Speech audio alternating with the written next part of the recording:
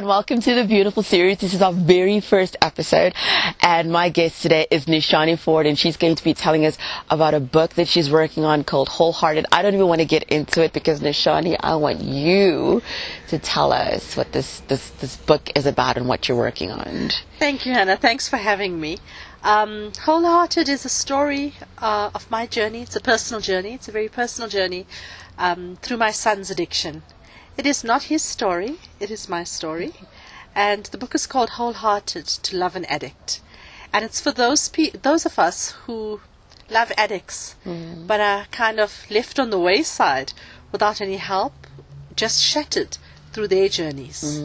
I'm trying not to cry through this because I know the story and we've spoken about it, and you spoke at our previous beautiful series event, and so I know a lot about it. But I'd like you to just take us back, because a lot of people who are watching this don't know the story, Yes. so they need us to bring them into speed. So tell us about that time. You said to me your son had gone missing. Yes. He was about 12 or 13, first time. First time. He'd gotten missing for about... He had gone missing for about 2 days. We've just come out of a really crazy divorce of 13 years, and he was in an abusive home, so it was quite dysfunctional. But he'd gone missing for 2 days, and after coming home, and I found him after 2 days, he sat on the bed and he said to me, "Mom, please help. I'm on heroin." I cannot begin to tell you what that felt like. I had no context, no idea. That was the start of probably a 7 or 8 year journey with him. And I think when I heard that the first time, because I knew about your story, because we had talked about it over Yes. coffee when we just met, but when you spoke at the event, I was like, oh my gosh, he was only 12. He was a baby. Wow. He was really a baby. And we couldn't find help in South Africa. If you're under 18, it's extremely difficult to get proper assistance through this.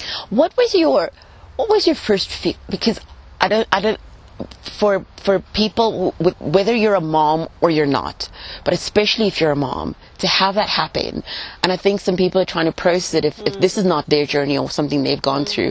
What went through your head when he said those words? He's sitting on your bed and your 12-year-old says these words, and you can see it's him and it's coming out of his mouth. What went through your head? It feels very surreal. It feels like this is not happening. That this can't be happening. And the first instinct is I want to fix this. I want to get this right. The next thing that happens is that you start sort of self-examining and thinking, where did I go wrong? How did I go wrong? What did I miss? Where did I miss this? And the sort of the self-condemnation comes into play. So it's quite a difficult space to be in. But really, all I wanted to do was wave a magic wand and fix him. I didn't want him to go through any more pain. What did you say? What were your first words to him when he said that to you? I said to him, it's going to be okay.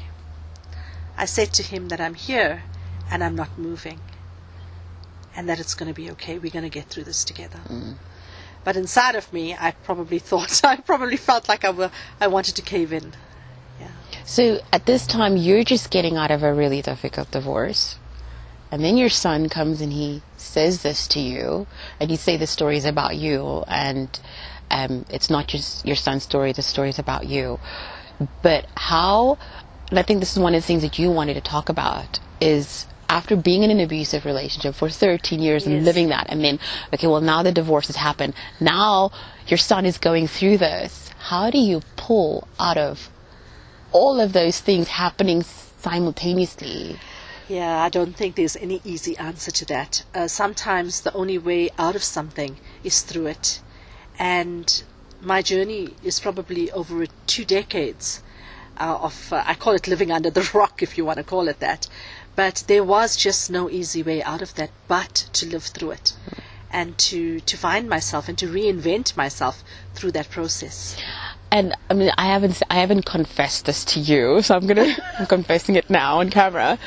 But I remember when you and I met for the first time, and I had and then I heard this, and I was thinking, oh my gosh, she's in the church. Yes. How does she handle being in church, because I think that as Christians we can be sometimes the most judgmental people on the planet, yes. right? Very well intentioned. But I was just thinking, how does she do fellowship? How does she say, I'm a believer, I'm a woman that loves God, and then here's this child who is completely off the path of what we hope for our children? Yes. I think it's quite a shameful thing, addiction. We don't talk about it because there's a shame and a moral judgment that is associated with addiction. And that is just such a sad thing, because I am a great mother. I've done everything possibly that I could do. My husband and I were full-time missionaries. My son grew up in suburbia, in private education, private schooling. So addiction is not something that chooses class or race or religion. It is just something that happens. You had said at the event, and I think it really struck me, and you were just talking about, you had a lot of things that you covered, but you said one of the things that you had to do when this came out about your son was, you said you had to take some responsibility. Yes. What was that? I took responsibility for the fact that, my son was 6 probably when I started him on Ritalin. I don't have anything against the drug, but for me, that was the start of his addiction. I felt like it was a part of something that altered his mood, altered his state of mind. And I gave him that at the age of 6 when he started school, based on doctor's advice, based on the best advice possible. And for me, that was the start of his addiction in a lot of ways. We'd gone to a mutual friend's church launch. Yes. And she'd say to you, just be, when you're coming here, it's not up market, know. And you laughed because you were like, the places I've been looking for my son, this is nothing, This is nothing. But yes. I think for me, one of the things that was, you see, there are times when you go into some of the places most people don't dream about going to, and you said you're looking for your son, but you said you just sit there. You sit there with the drug addicts and all the people that are on the street. Yes. Because you said, well, they've got moms, and you're looking for your boy, and you just sit and love on them. Yes. I still do that, Hannah. I still do that every week as much as possible.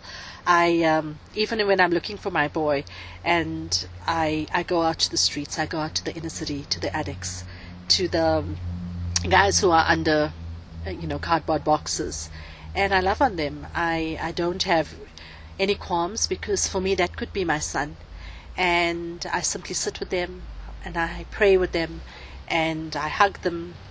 And it's healing for me, but it's a way of loving my boy back as well. You told me about the young man who you managed, just because you were there, you managed to get him back to his family in Cape Town. Yes, there were actually 12 of them that I visited, and over a period of about a month.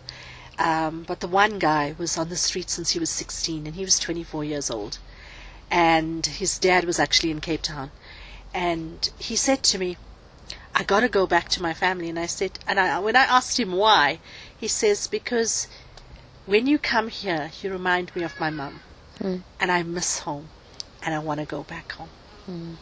So sometimes it's just about putting your arms around somebody who's hurting. Yeah. Well, we are in a garden, so we've got to be kind of like zooming around here.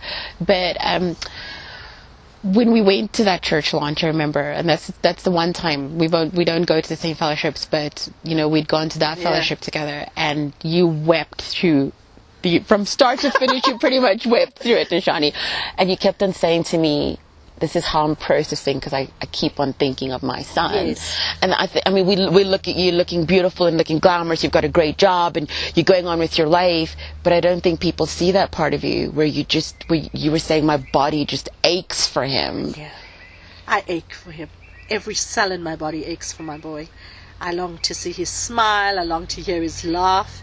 I wish I had a lazy teenager on the couch, because at least I'd know where he was and that he was safe. But I ache for my boy so much. It's really difficult. There's only one way to describe it, Hannah. it's living grief. It's actually living grief, because I get up every morning and I'm in grief. I go to bed every night and I'm in grief. Yet he is alive, but I still grieve him, because addiction stole my boy. Addiction stole my son.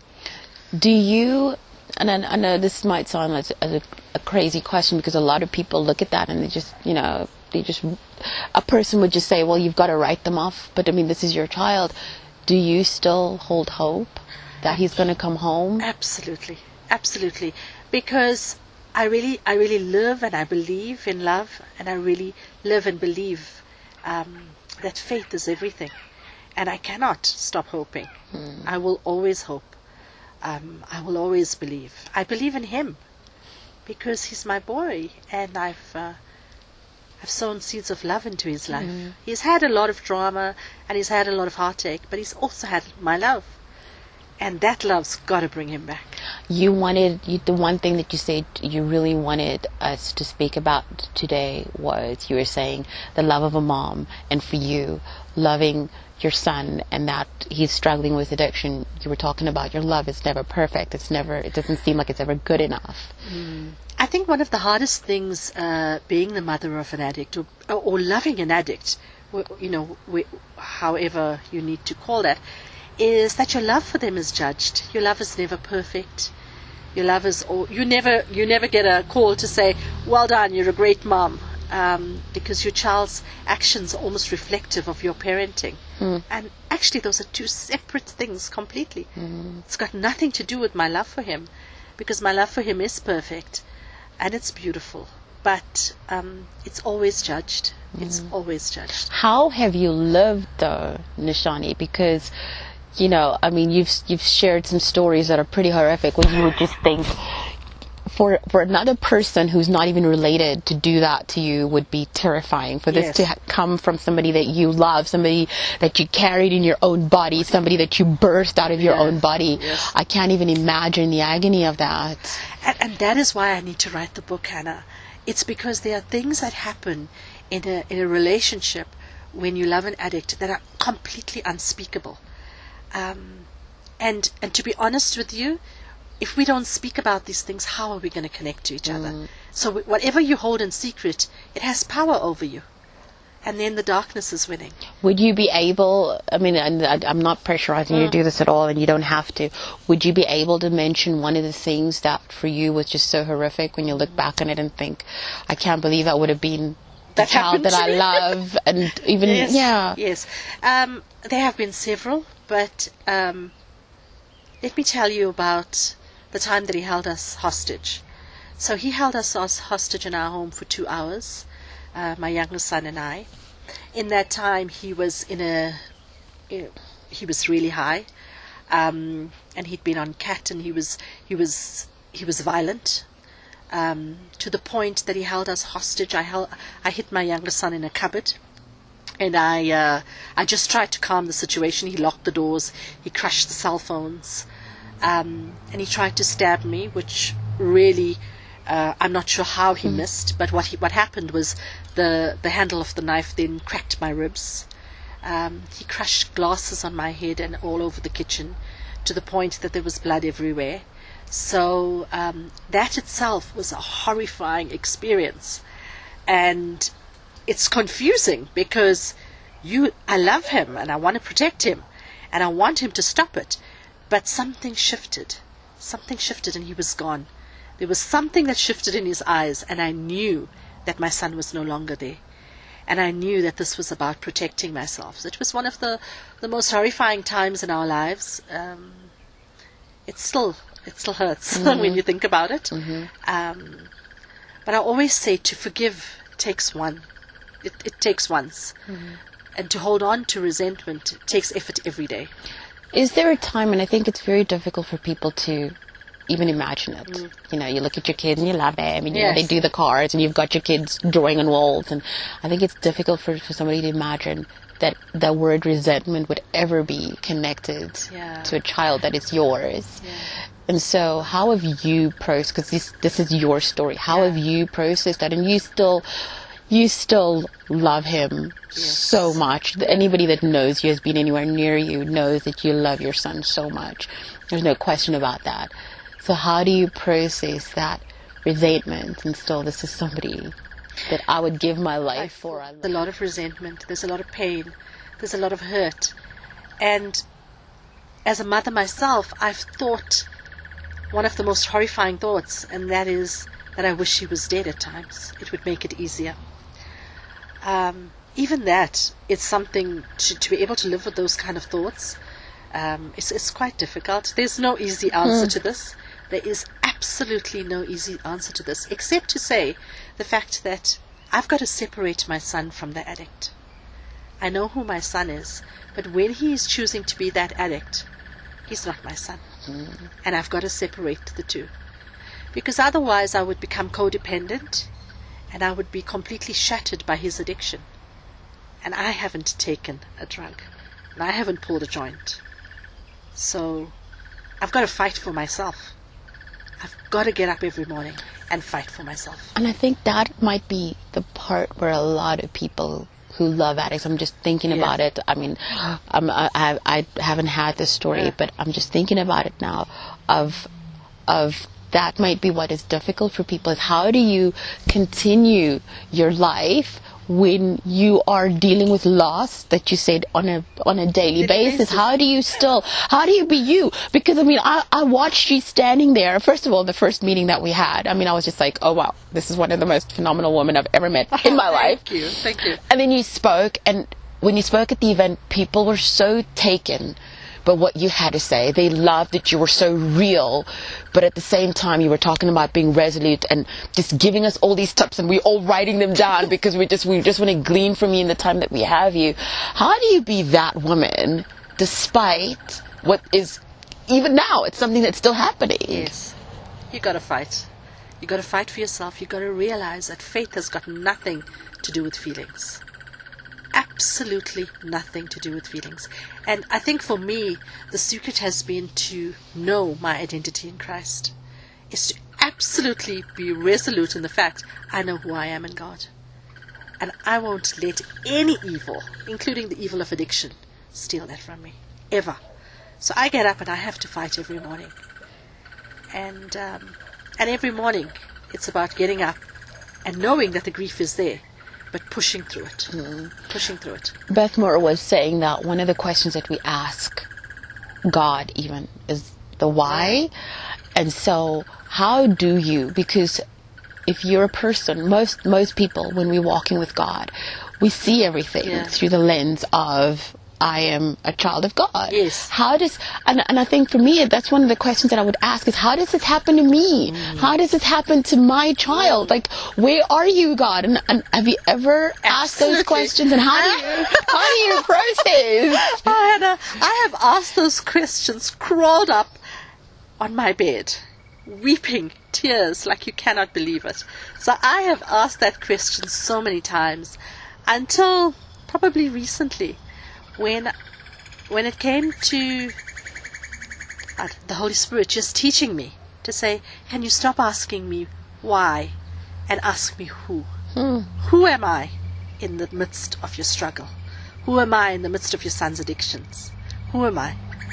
And when I started to ask that question with the tears, it's been refreshing to get to know God, to get to know who my strength is, who my source is through this time.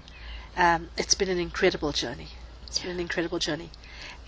And I guess it takes a bit of courage. It takes some guts. It really takes some guts to say, actually, because the why part would keep me as a victim of my son's addiction. And I'm not prepared to be the victim of his addiction. So it's about taking my power back and saying, well, who am I? Who are you, God?